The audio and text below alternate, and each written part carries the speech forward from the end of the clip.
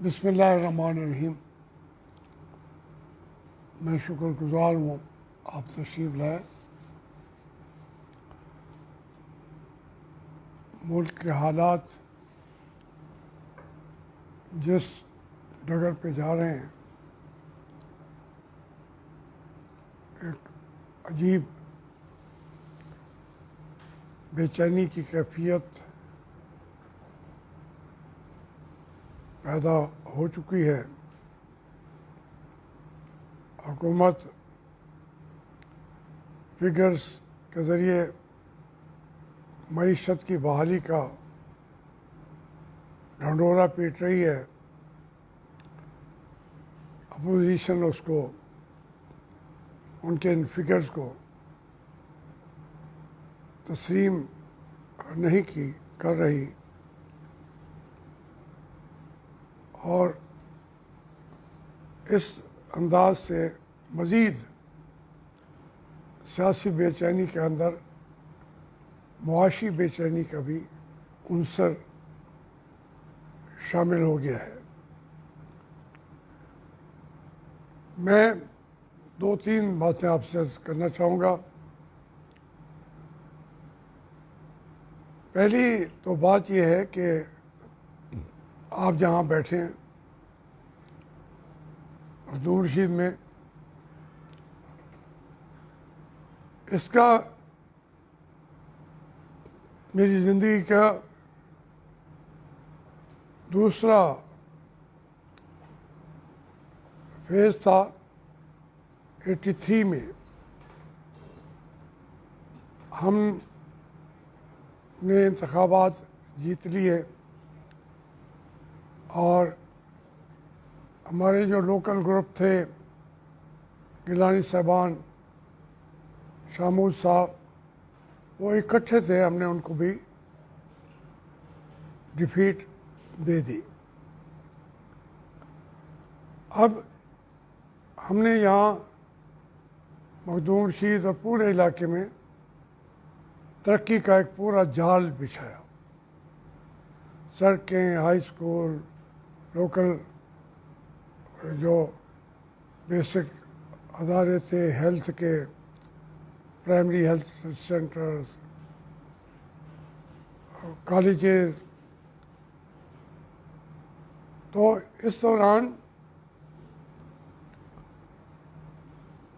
हमारी एस्टेब्लिशमेंट ने come back stage किया। मेरी बनाए हुए जो प्रोजेक्ट थे उन पर हमें लाताल्लुक़ करार दे दिया गया। पहला मसला ये हुआ कि यहाँ शामूद साहब, कुरैशी साहब और यूसुफ गिलानी साहब हमारे बनाए हुए प्रोजेक्ट्स का इफ्तिताह करने तशरीफ़ लाए। तो हमारे लोगों ने उनको कहा कि ये आपने बनाया नहीं है तो इफ्तिताह क्यों करना चाहते हैं। तो पहली दफ़ा मुझे हमारे शमीम आलम साहब थे, कोर कमांडर मुल्तान, उन्होंने मुझे बुलाया और धमकी दी कि आप बिल्कुल दूर हो जाएं। तो पहली दफ़ा हमें फ़ौज और पुलिस का इस गांव को जो गिराव था उन्होंने किया 83 में। और इसके अलावा भी आप अंदाज़ा करें, मेरे इस घर की तो बात की या हमारा जो ज़ैद बार साहब का मैरिज हाल है या मेमूना बीबी का यहाँ पे नोबल्स डिग्री कॉलेज है, लॉ की यहाँ पे क्लासेस होती हैं। तो उन्होंने किसी चीज़ की इज़्ज़त परवाह नहीं की। वहीं पे मेरी बेटी का अपना ऑफिस है, वो वहाँ की वो प्रिंसिपल है, उस ऑफिस को भी उन्होंने टेक ओवर कर लिया। दूसरे यहाँ से 2 मील दूर हमारे जो शेड है, कंट्रोल शेड, वो जाके स्मैश कर दिए। ये कोई पहली दफ़ा नहीं कर रहे। अभी मैं कैंट में था, वहाँ रहता था, परवेज़ मुशर्रफ साहब के दौर में वो भी घर के अंदर घुसकर हमारे कमरे गिरा दिए गए। तो ये इस तरीके से शायद मैं उनको राज़ी ना रख सका।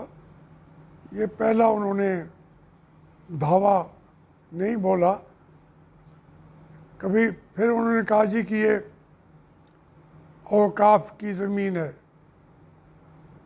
और उसकी भी एक पूरी कहानी है। और हमने अपने यहाँ जब मैंने 78 में तरक्याती काम का आगाज़ किया तो यहाँ की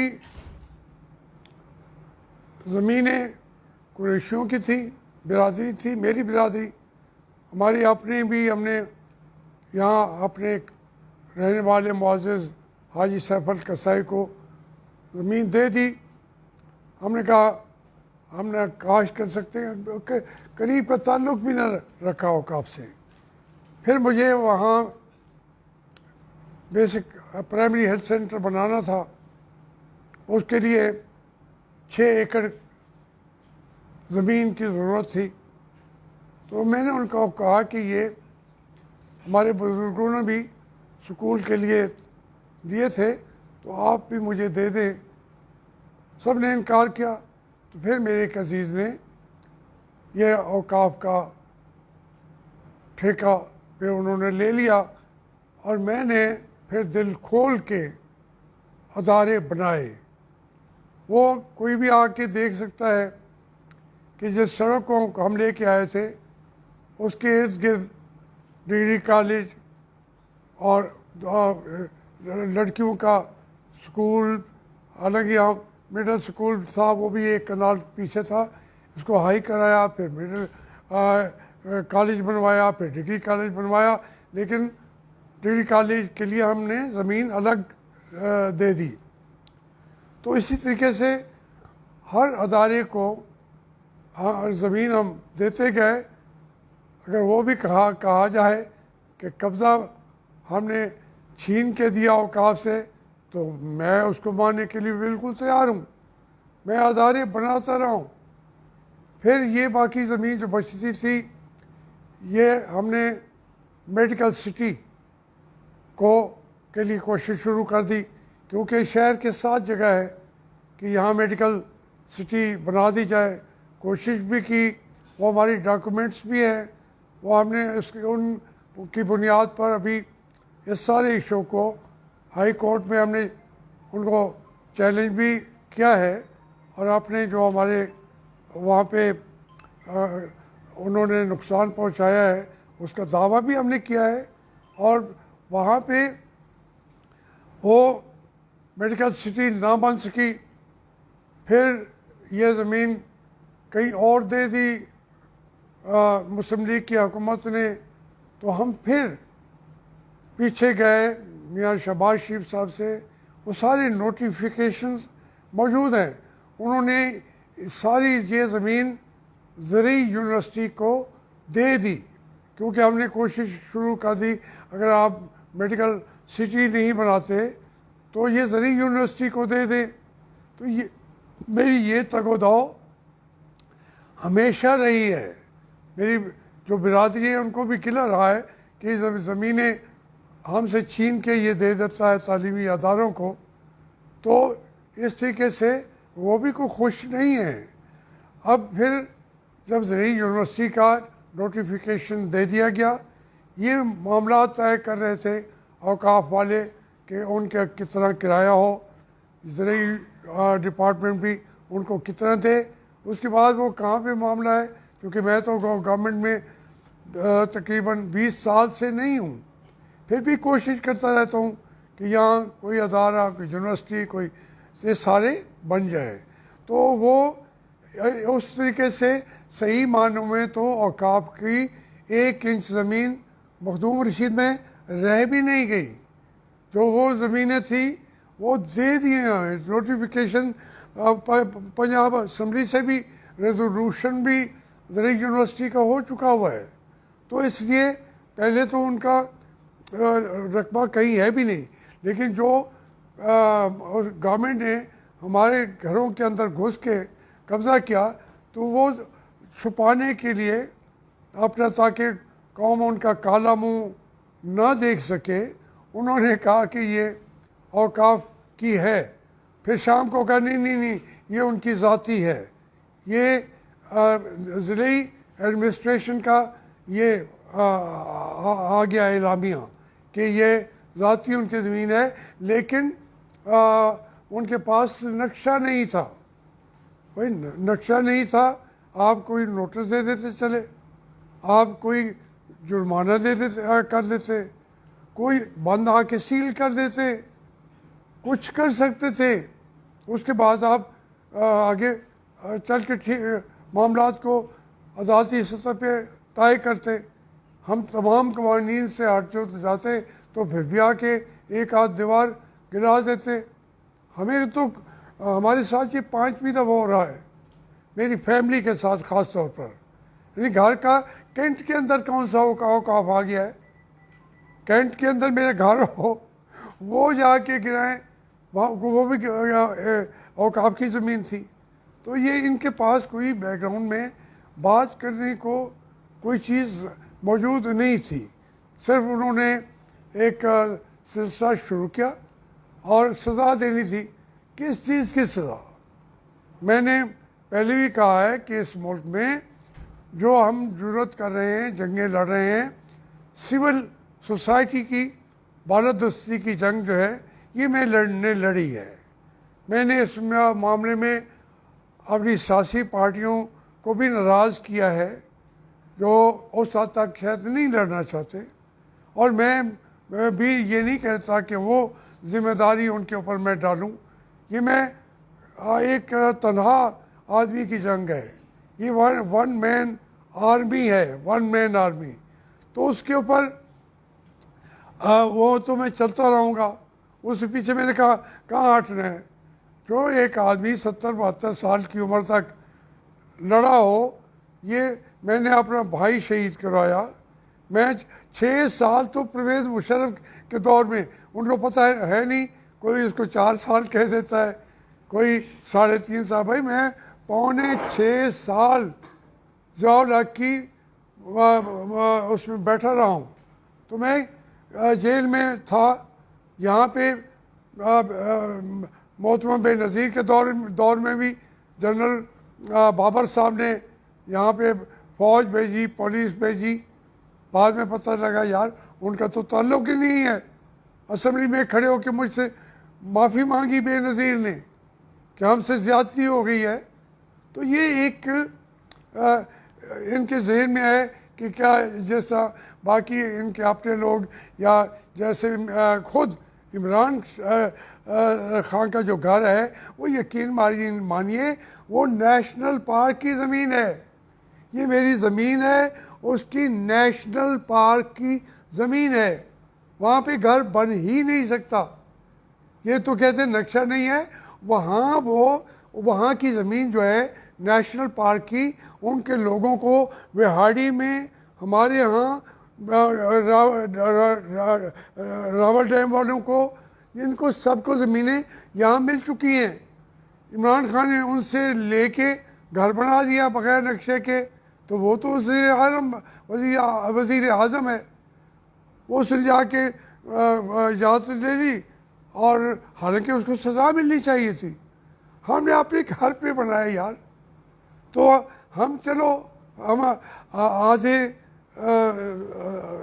शहरी हकूक़ हो गए हमारे, उसके पूरे शहरी हकूक़ हो गए। अगर इस तरीके से मुल्क के चलते होते तो फिर तो इस धांधली को और सिविल सोसाइटी के मामलात को मैं कभी भी माफ़ नहीं करूँगा। ये माफ़ी देना ना देना मेरी मर्ज़ी है। मैं अपनी फ़ौज के जो जर्नैल ये चीज़ें उठा लें, मामलात को ख़राब करें, तो मैं उसको माफ़ कर दूँ? मैं तो नहीं करूँगा। मैं तो हिसाब लूँगा उनसे जब तक मेरी आखिरी सांस है। कोई और बोले ना बोले, मुझे गिला भी नहीं है किसी पार्टी से भी नहीं। कोई सर फिरा होता है, शायद मैं भी अपना सर फिरा हूँगा। तो इसलिए ये कोई पहलू, आप तो यहाँ के रहने वाले हैं सारे, आप देख रहे हैं कि औकाफ की ज़मीन किसके पास है। कई शहर के पुराने लोग बेचारे 100 साल से उनका घर छोटी छोटी चीज़ें लेके बैठे हुए हैं, तो उसके लिए भी इन खुद ने पॉलिसी अभी तक बना रहे हैं कि क्या करना है क्या नहीं करता। इनके वज़ीर और उनको जो वहाँ रहते हैं, जो काबिज़ ये कह रहे हैं, क्या काबिज़ से पाकिस्तान से पहले उन घरों में बैठे हुए हैं। उनकी तमाम सहूलतें उसको हुकूमत ने दी हुई हैं, बिजली, सड़क, हर चीज़ है। तो वो उनसे टैक्सेस ले रहे हो, तो अब उनको कहते हो घरों से निकालना है। ऐसा निकाल सकते हो, ज़रूरत भी नहीं है आपको। कौन निकालने देगा पूरा मखदूम रशीद के अंदर? हम जंग लड़ते उनकी भी लड़ेंगे। ये वो तो आपने पहले मेरे साथ तो मामला कर लें। अब एक सिलसिला और शुरू किया है इन्होंने टेलीफोन करने शुरू किए हुए हैं मेरे अजीज़ अकरबा को, दूसरों को, कि ये हम और तो हम कुछ कर नहीं सकते, हम इसको मारना चाहें तो भी मुश्किल होगा। अब हम इसको ज़िंदा लाश बना के कौम को दिखा देंगे। भाई मेरी ज़िंदा लाश क्या बनाओगे? मेरी ज़िंदा लाश ही काफ़ी है जो तुम्हारी ये जो करतूत हैं, जिस अंदाज से आइन के साथ।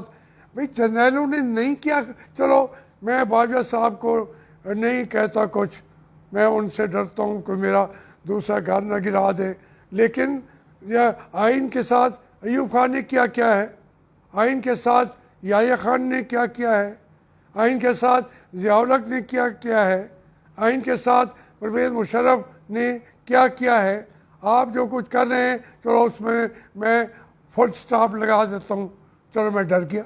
डराना चाहते हो और तुम भूल जाते हो मैं डरने वाला नहीं हूँ। मैं इससे अभी मेरी कुव्वतें फालिज है, मसाइल हैं, लेकिन मेरी जो सलाहियतें हैं वो इससे 1000 गुना ज़्यादा है। मैं अपनी फ़ौज का एहतराम करता हूँ, वो मुझे बोलने नहीं देती। एक एक आपके कमांडर इन चीफ जो ISI के सरबराह हैं, सबके साथ मेरे ज़ाती ताल्लुकात रहे हुए हैं। हमीद गुल तो मेरे घर आ जाता था, मैं उसको बात भी मैं नहीं करना चाहता था, माफ़ी भी मांगता था, ज़्यादती भी करता था, माफ़ी भी मांगता था। दूसरे ISI के जितने सरबराह हैं, IP के जितने सरबराह हैं, सब मुझसे मिलते भी रहे, लेकिन मैं उनको समझाता रहूं कि एक हद से आगे मत जाओ। अब तुमने इंतखाब का वो अखाड़ा बना लिया है, जो वो हमारा उल्लू बाटा है वज़ीर आज़म, प्लानिंग है इलेक्शन की। वो कौन सी प्लानिंग है?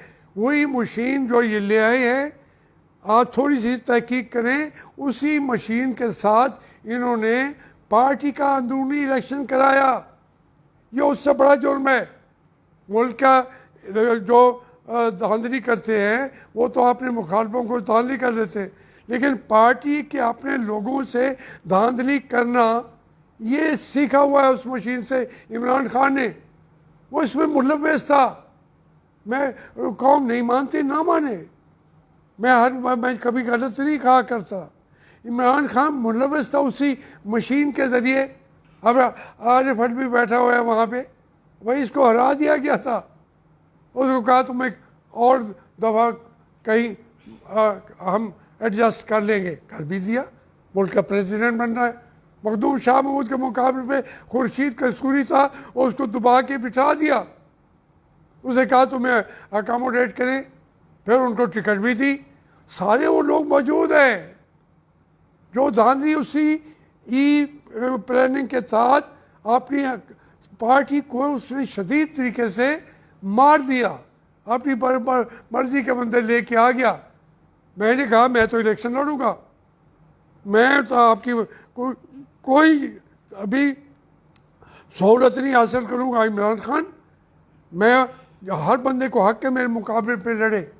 वो उमर चीमा है इनका, उसको भी इन्होंने बनाया हुआ है, वो मेरे मुकाबले में खड़ा हो गया। उसने गालम गलूज किया, मेरे बारे में 10,000 बातें की, लेकिन बाद में वो इमरान खान ने कहा जी मैं इसको निकाल देता हूँ। मैंने कहा नहीं, मुझको कहा है ना, मैंने माफ़ किया। वो उमर चीमा फिर मेरे पास आया, उसने माफ़ी मांगी कि मैं थोड़ी ज़्यादती हो गई है। मैंने कहा कोई बात नहीं, ये इसको रोकना है, यही ई मशीन, ये पाकिस्तान के अगले इलेक्शन इसी तरीके से कराएंगे। और वो ई प्लानिंग जो है वो फौज को या इक़्तिदार की असल क़ुव्वतों को सूट करता है, पता भी नहीं चलेगा। वो कराची में भी कर चुके हैं, वो दूसरी जगहों पे भी कर चुके हैं, लेकिन ये छोटी जगह होती है, बाई इलेक्शन तो शोर पड़ जाता है। तो इसलिए मैं आपसे अर्ज़ करता हूँ कि ये इसको तमाम, मैं ये पॉलिटिकल पार्टीज़ को कह रहा हूँ, मौक़िफ़ उनका सही है, लेकिन इस पर जंग लड़ें, वरना दूसरा इलेक्शन करा के फिर तबाही आ जाएगी इस मुल्क पे। आप सिर्फ कहें कि इलेक्शन करा दो, और मैं कहता हूँ, अब फिर कहता हूँ कि इमरान खान को 3 साल हो गए यार, 2 साल और रहने दो, क्योंकि अगला साल तो इलेक्शन का होगा। क्या तो उसको क्या भगाना है, बैठे रहें, नुकसान जितना हो गया है इससे मज़ीद भी होगा, लेकिन लोगों को देख तो लेने दो। 5 साल जितने पूरा करते करने दें। मैं तो ये मेरा मौक़िफ़ शायद पार्टी से हट के हो, शायद कुछ या ना हो। मैं इस पर चूँकि मैंने जो देखता हूँ मैंने वो कहना होता है। पार्टी भी मेरी हैसियत को समझती है। मैं बल्कि मेरे हक़ में भी जो ट्वीट आए हैं, मैं कहता हूँ वो भी नहीं आने चाहिए थे। ये जंग मेरी है, मैं आँखों से देख के कैसे आँखों को बंद कैसे कर लूँ, मेरे सामने हुआ है। फिर आप कहते हैं कि भुट्टो को वो था इन्वॉल्व, ये था।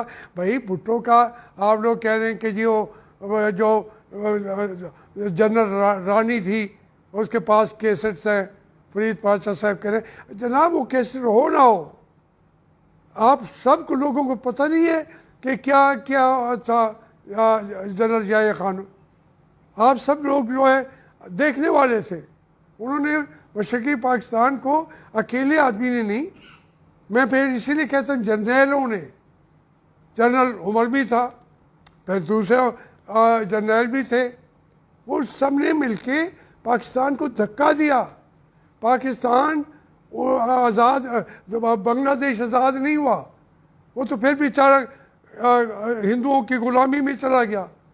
हम मशरक़ी पाकिस्तान से आज़ाद हो गए थे, लेकिन हमें फ़ौजी क़यादत तब्दील ना हुई, हम उनके ग़ुलाम तो हैं, मगर पाकिस्तान बंगालियों से आज़ाद कराने का झंडा अगर देना है वो याह्या खान साहब को दे दे, भुट्टो साहब को भी दे दे, जिन्होंने हमें ये आज़ादी दिलाई। क़ायद-ए-आज़म वाली आज़ादी तो ख़त्म हो गई थी, वो तो उन्होंने ली थी, लड़ी भी उन्होंने थी बंगालियों ने, वो खड़े रहे, वो भागे भी नहीं। हमने पहले पलटन मैदान के अंदर हथियार सजाए, मैं तो उस पलटन मैदान में जाके खड़ा हुआ हूँ, मैं तो जानता हूँ कहाँ के ऊपर क्या हमारे साथ हुआ था। तो इसलिए उन्होंने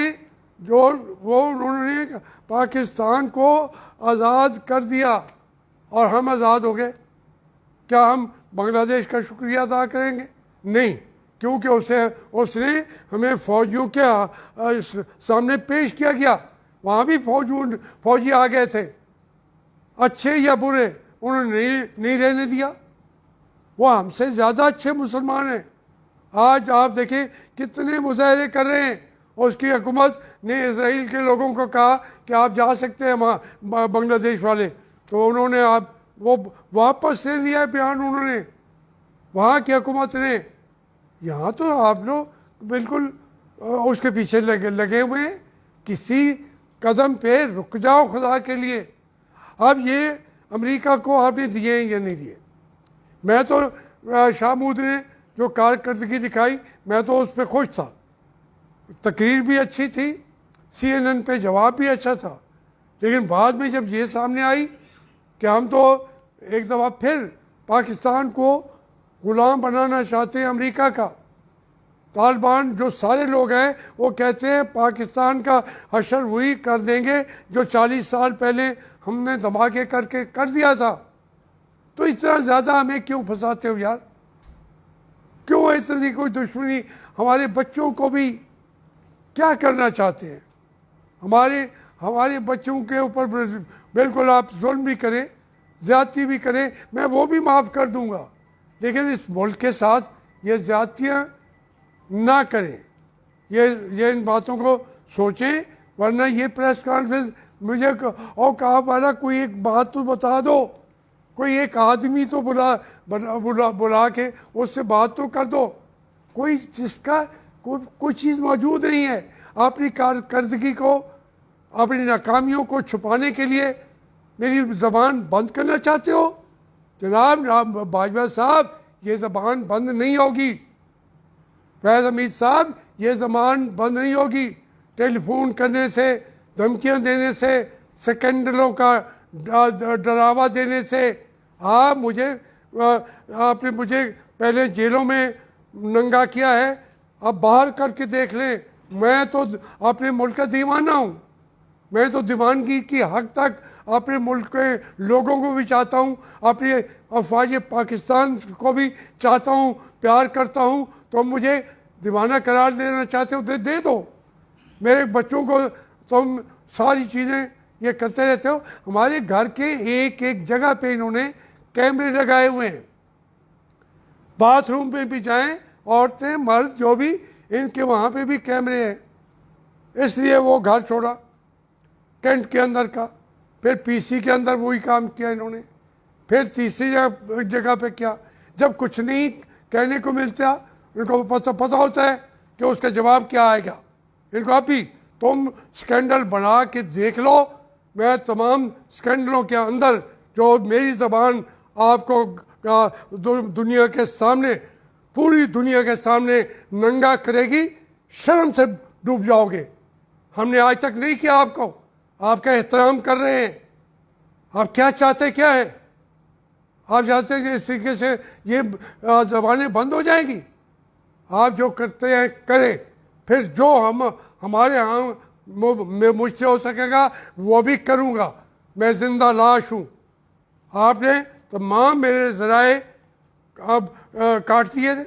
आपने प्रेस कॉन्फ्रेंस को अंदर वहाँ पे रोका, वहाँ कैंट की वो वहाँ पे उन बेचारों को रोका कि क्यों जाते हो?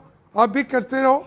मेरे पास मीडिया, अब मीडिया पे भी तुम मेरी जो मुख्तलिफ मामले पे रुकवाते रहते हो, उन रुकावटों का असर पड़ता है।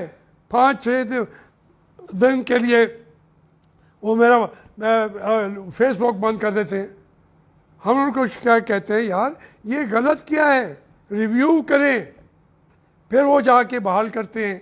इस तरीके से तुम जैसे बंद कर रहे हो, खुलवा रहे हो, इसका आप मुल्क के अंदर भी और बैनुल-अक़वामी तौर पर भी पाकिस्तान को बदनाम करेंगे। साफ़ियों का साथ जो हशर वहाँ किया हुआ है आपने, इस्लामाबाद में हर जगह पे, कराची में कितने लोग मारे गए। चलो आप कहते हैं हमने नहीं मारा, लेकिन हामिद मीर के पेट में आज भी गोलियां खड़ी हैं। कल ये तूर को जो आपने किया है, आप ये सब कुछ मैं देख नहीं रहा। फिर तो मेरी मुंह तो बंद हो जाना चाहिए। मैं कहता हूँ नहीं, तुम आगे आओ, तुम तीर आजमाओ, हम जिगर आजमाते हैं। उसने कहा था कि इधर जालिम हुनर आजमाए, तू तीर आजमा, हम जिगर आजमाए। Thank you very much. कोई सवाल मैं ये कहता हूँ सख्त भी हो, शाहमूद का, मेरा यहाँ का, वो आपको एक दूसरी साइड से खड़े होके सवालात सख्त करने चाहिए। ज़मीन के बारे में हो, वो मुझे एक्सप्लेन करने का मौका मिलता है। नए साल के बजट के वाले से आप क्या कहेंगे? ज़्यादा टैक्सेस लगाए जाएंगे या नहीं लगाए जाएंगे? नहीं, बजट तो तकरीबन ये कहा जाता है, वहाँ पे ये लोगों को ज़्यादा से ज़्यादा उनको मीठी गोलियाँ देंगे। बजट के अंदर कुछ भी नहीं है। रोज़ तो बिजली की कीमत बढ़ती है, रोज़ चीनी की कीमत बढ़ती है, और वो अपने उसको बात भी नहीं करते जो उनके अपने आदमी हैं।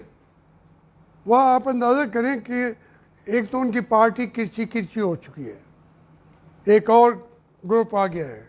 बजट के अंदर कुछ भी नहीं है, वक्ती तौर पर लॉलीपॉप है, एक लॉलीपॉप। वो मुंह में आएगा, बच्चा वक्ती तौर पर कहेगा यार जायका बदल गया है, जायका बदल जाएगा, उससे